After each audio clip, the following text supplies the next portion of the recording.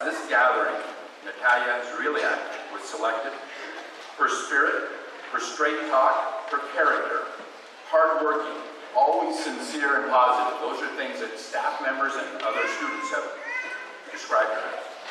She's so committed to the speech that she walked in Tuesday this week and handed me 14 pages in 12 minutes. And I went, whoa, I'm sorry, I didn't get clear. It's got to cut that down. And she was very heartfelt in her sharing. It wasn't going to be lightweight.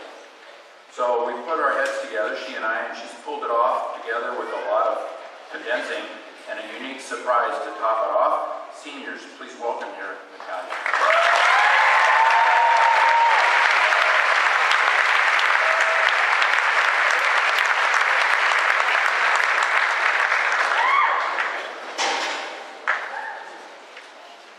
Good morning. I hear that there's a betting pool going around of when I'm going to start crying during my speech, so you can start your timers now. For those of you who don't know me, my name is Natalia Zreliak. I'm a Leo. My first crush was Tom Hanks in the movie Big, and I believe that Star Trek is the best television show to ever grace the airwaves. Now that that's out of the way, let's get started. I struggled writing this. I have fragments of stories and sentences written in my notebook, but no way to connect all of them. I thought about asking my parents for advice, but I knew that my mother would tell me anything I wrote was wonderful, and I had a feeling my father would question why he had been paying 4 years' worth of tuition if I didn't know how to write a speech. So I decided to tackle this as I would any paper, and I did some research. I spent hours watching various graduation speeches, from real life to movies to television, and I scoured the internet for articles on how to write a well-worthy speech. But last Thursday at around 3:30 a.m., I decided I would just start at the beginning. I came to Marist being able to count the number of people I knew on one hand. And unfortunately, I only had classes with 2 of them. I spent a lot of my time at Marist in the beginning, sitting at the back of the classroom, thanks to alphabetical seating charts, but I was at peace there. I spent my lunches huddled at the end of the table with Heather Clark, far away from the rest of our classmates. It's not that I didn't want to talk to other people, it's just that I honestly have no idea how to make friends. Our failure to socialize with our peers resulted in some people believing that Heather was a mute and that I was a Russian exchange student. I have vivid memories of looking down the lunch table and seeing all of you guys goofing off and enjoying each other's company. And I remember smiling at your antics, but being sad because I wanted to be a part of that. I wanted nothing more than to be all of your friends, but I had no idea how to break out of my shell. This all changed one day in Mrs. Miller's first period physical science class. I was placed in a lab group consisting of Claire Farrington, Claire Sick, and Gwen Over. That day we worked on decorating our bottle rockets. And as supplies manager, it was my job to keep track of the markers and colored pencils that we needed. I was a bit tired, so I wasn't on my A game, and when I was asked a question about markers, I just completely blanked. Natalia, get your act together and do your job, Gwen told me. I stood up from my seat, the legs of my chair making an awful scratching noise as it was pushed back. You know, I'm a human being, and I don't feel like I'm being treated like one. A beat of silence passed, and I worried that my joke had flopped. But seconds later, I was met with the glorious sound of laughter.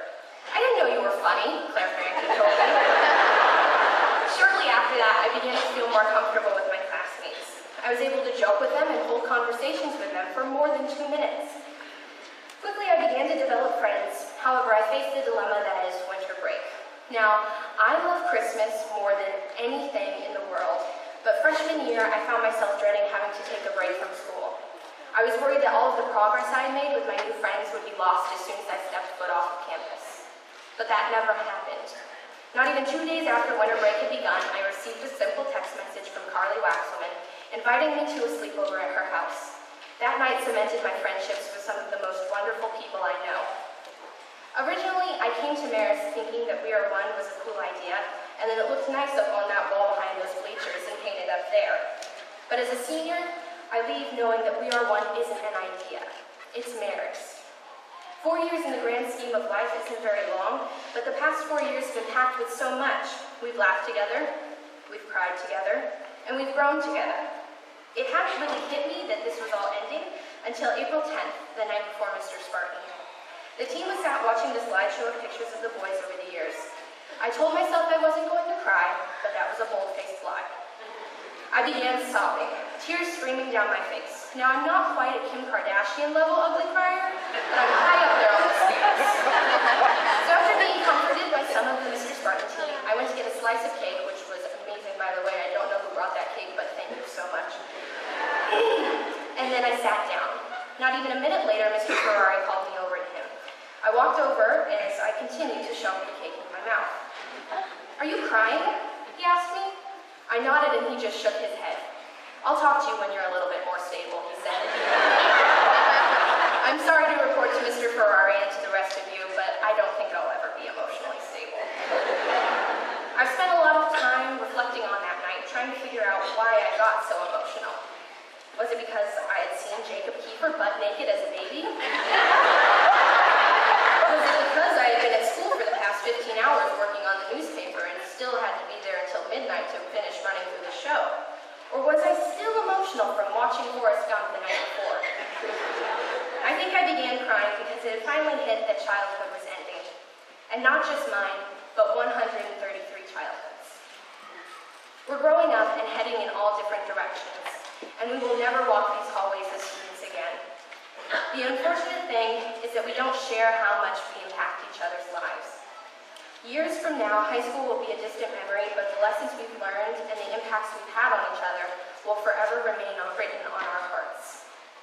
Now, as Mr. Conroy said, my speech was 12 minutes originally because I had planned on reading a compliment that I wrote to each and every senior.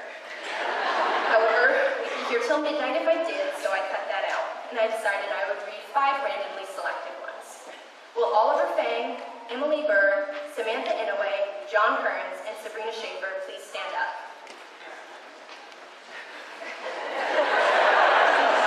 Oliver, you are so full of youth and a positive person to be around. You bring smiles to everyone that you meet. Emily, I would like to thank you for holding my hand during the farewell mass and not thinking I was a total nut job for sobbing through it. Sam, I love you like a sister, and I'm going to miss your giggling and your never-ending supply of knock-knock jokes next year. John, you are the true definition of a beautiful cinnamon roll, too good for this world, too pure. Sabrina, you have a wonderful smile. Thank you for sharing it with the world. But don't worry, I didn't forget about the rest of you. If you look under your seat, there should be a slip of paper taped to it with what I wrote for you.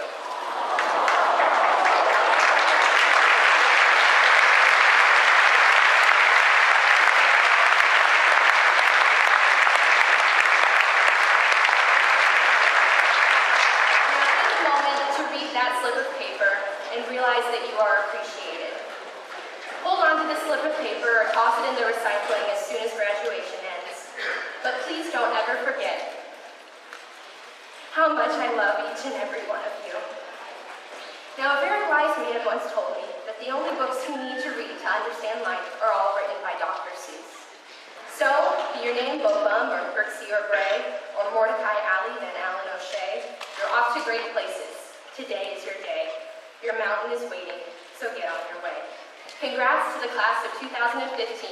Live long and prosper.